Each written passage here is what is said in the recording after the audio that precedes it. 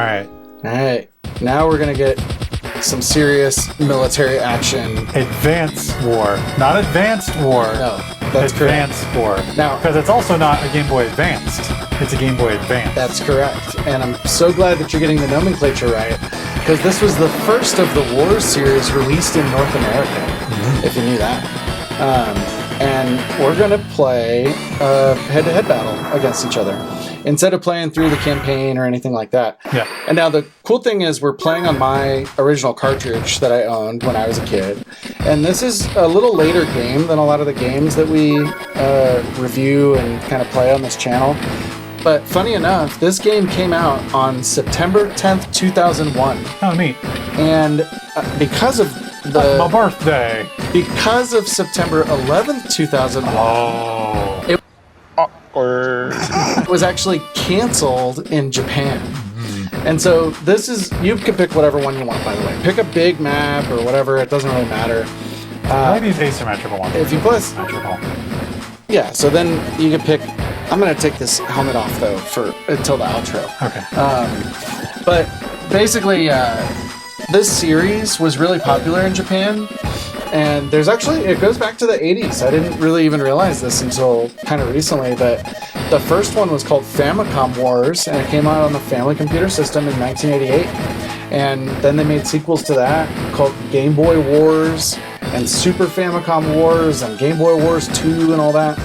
For those of you who have not played this game, they actually re-released this as an Advance Wars 1 and 2 compilation on the Switch in 2023. I did not know that. So, yeah, they updated the visuals and the battle animation and stuff like that, but the storyline is the same as this and the first sequel.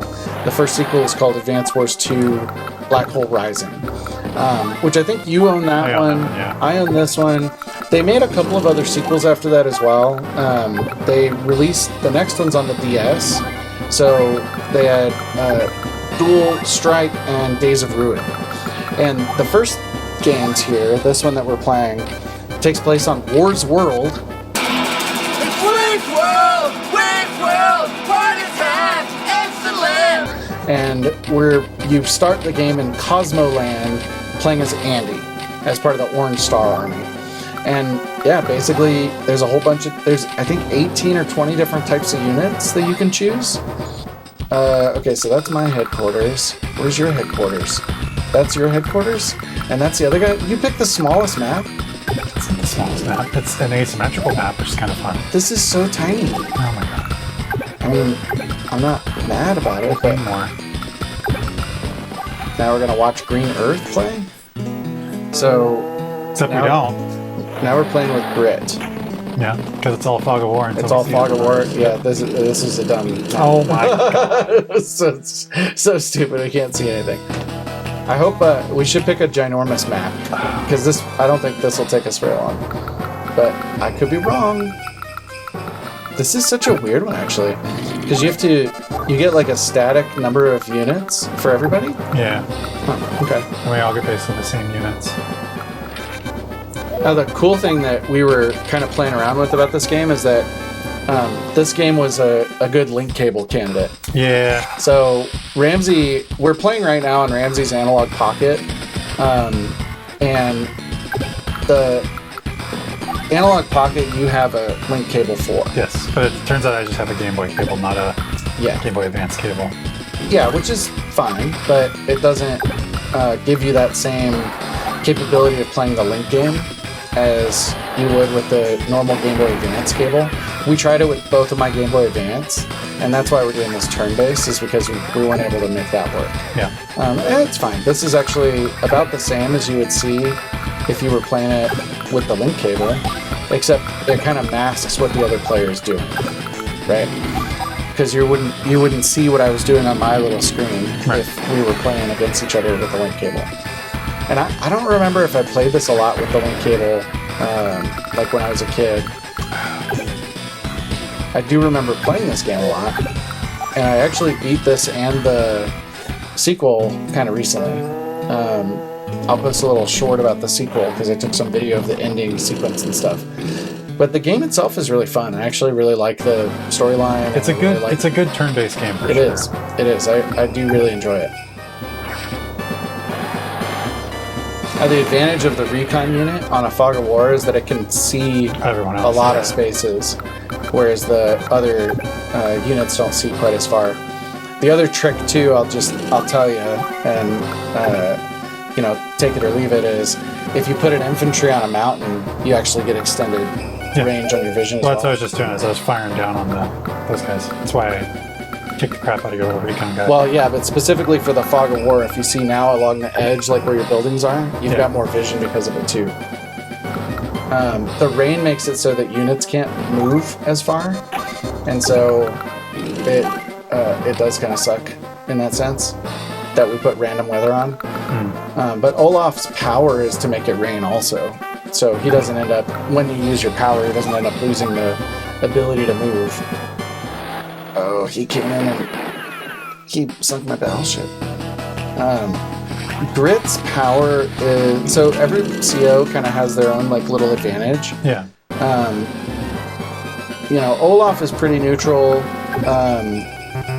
You're not going to move my tank, are you? Olaf is pretty neutral, but so is Andy. Andy's CO power is he restores health to all of his units.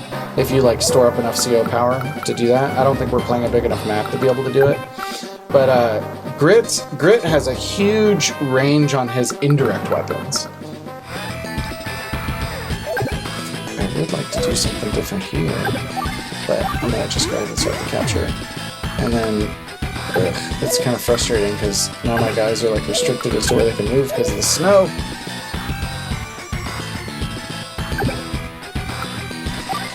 But I'm gonna first get this dude off my headquarters.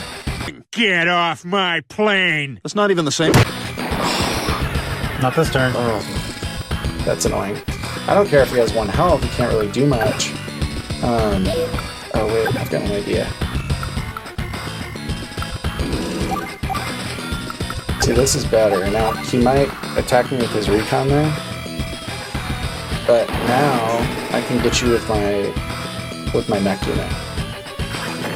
And I'm on my own headquarters, so it'll heal me also. Huh? Not bad, right?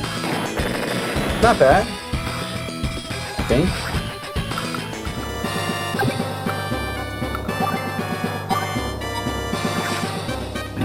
Oh, poor little infantry. Got blown away. Well, the weird part is I don't even know why. Like, he didn't do anything to my tank last time. I don't think he has any units over there that could do it.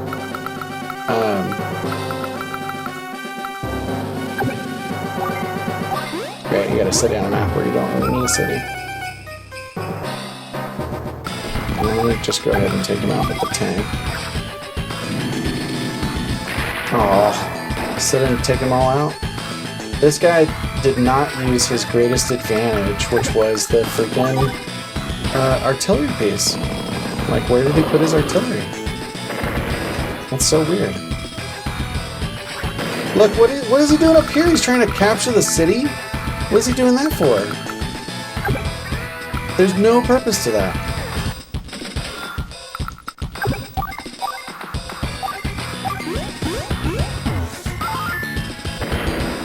Orange Star Army has lost. So do I keep playing against the other guy? Yep. Oh, okay. I have literally no clue why he's trying to do that. Now, he was smart by going to my headquarters first, but it makes no sense that he, like, abandoned my headquarters for what? To go try to capture my cities. Oh, I got all your cities too. That's actually kind of a good advantage. Okay, good luck, buddy. Oh no, look, you got my city. Where's it? Like, where was his tank? I don't know where any of his stuff, because he still has artillery too. Yeah, he didn't bring his artillery to play. Did nothing. This is not smart. Oh no, not my other city. Whatever. Okay, now, will it show me the map? Oh, I was really curious where he went and stashed his stuff. Alright. It took longer than I thought it was going to. Cool. Well, I hate to say it, Soldier, but this is the second head-to-head episode in a row that I've dominated. And I'm glad because, as Ramsey said in the MTV remote control episode that we did last week, I'm insufferable when I lose. But yeah, this game, honestly, like, probably one of my favorites. I played this so much. This original one and this original cartridge that we played today, which Ramsey did replace the battery in it, to be fair, because the batteries do wear out. Yeah. And this particular one, I guess I played it enough, and it's old enough that the battery was worn out. It wouldn't save anymore. So he did solder a new battery on there, a month ago or so Yeah, for me? it's pretty easy to do. Just like you get the little kits and it's got the little tabs on the battery and just solder it on there. So Yeah, and it worked out great. And now the saves work perfectly, and we're still using the original hardware, which I think is awesome. yeah, You're kind of the portable game guy Yep. out of the two of us. But I think this is one instance where, this is a series of portable games that I had and I stuck to, and I played through all of them, at least all the North American ones. As I mentioned while we were playing in the very beginning, there is kind of a legacy series all the way back to the Famicom in 1987 or 1988 that was only released in Japan. And it was only in 2001 that this was introduced to Western markets, and then it was successful, and they made several, and they just re-released it on the Switch, the first two games. So I'd never played the first one. I've only ever played the second one. It's a little different. Like I feel like it's got some more mechanics to it. Like I would also say that the levels in the second one are bigger. Like they feel larger. Yeah. Whereas this one, like, that first one we played was basically tiny, and the second one we played was also still very small. Yeah. And it was like a war of like, okay, who can get their units to the first thing fastest, as opposed to who can actually like build the best army. And that's where a lot of these end up playing, these like head-to-head battles. Not so much the campaign, but in the first game, a lot of the campaign is, kind of like taking advantage of the different units' weaknesses and strengths against each other. You're fighting against all of these different armies and all of these different powers. So like I kind of mentioned earlier, it's pretty well balanced, I feel. And, if you're playing as like Max, for example, his tanks are incredibly strong, but his infantry and his artillery is really weak. And so if you're playing as Max, you have to build a tank battle. That's really your only choice, direct units. Whereas if you're playing against Max, you want to build like indirect fire units, or things that can move really quickly and capture properties. So there is some balance to it. One thing that I think I probably did wrong was going down south after like the green guy. I should have just left him alone because he was pointless. Like Yeah, the green guy did nothing.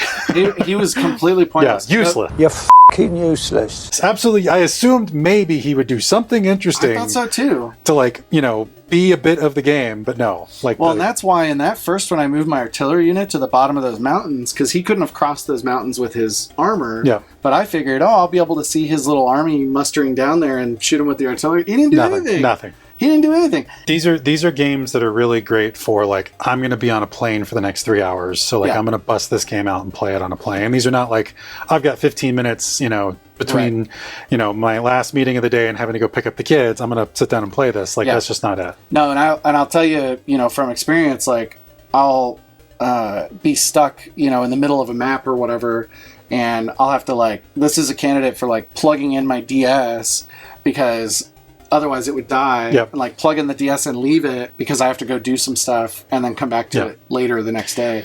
Which is fine, but it's definitely not a quick pick me up. No.